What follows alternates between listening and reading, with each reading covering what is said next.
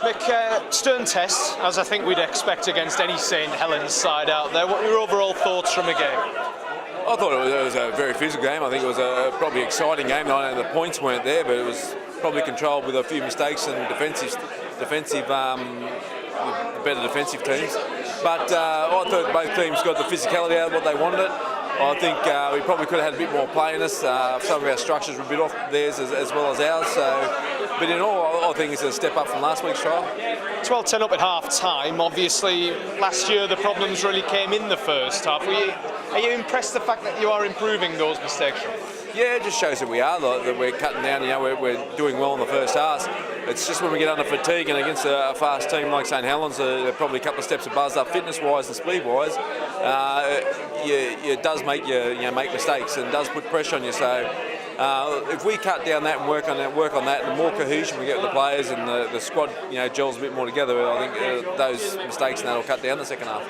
I was just cheekily listening into the lads when they were in the huddle post-match as well, and they said, there is an improvement on last week. There's a long way to go in 4 weeks until the start of a League One season, and a lot of work to be done before the start of the league. Yeah, well, that's right. You don't know where you are. You don't think you can gauge your fitness levels during the training field, but when you get on the field, your structures and your cohesion, all that, you don't know. So then you make slight adjustments, and you might think that the partnerships you had there that aren't going to work, or they do work, or whatever. So it's a game where they're a necessary evil, these trials, but you got to take what you can out of them, and we're going to take obviously the physical part about it. But again, we've just got little bits. We're not talking about big, massive changes. We're just talking about little tweaks here and there.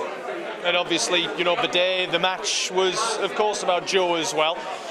Typical Joe Brown performance out there, I would imagine. Yeah, I thought he was very solid. I thought, there was times there where he took the chance he could.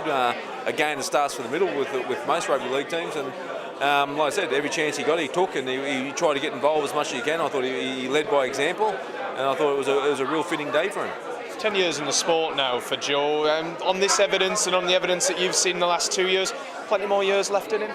I think Joe's got another 2 or 3 left in him. I mean, as I said in the speech to his testimonial for today, that he was, he's respected by the players, and it's not what you want to, what you want to be remembered for 1 year. It's what you want to be remembered by after you finish the game. What people want to remember you by. Who do they talk about? They talk about Joe Brown, the person, the rugby league player, or what, or the whole kit and caboodle. And I think Joe's just proved that when they talk about him, it is the whole kit and caboodle.